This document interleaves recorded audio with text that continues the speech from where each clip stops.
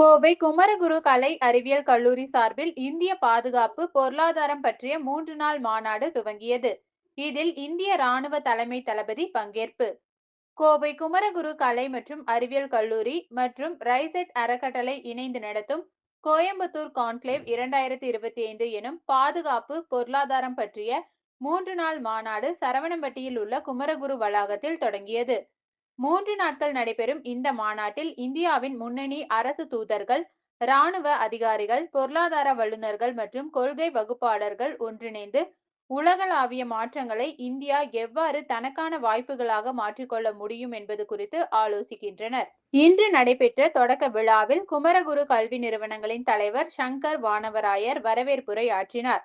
அடுத்த 2 நாட்களுக்கு இந்த தளம் எதிர்காலத்தை பற்றிய ஒரு சிந்தனை புள்ளியாக இருக்கும் என்று அவர் குறிப்பிட்டார்.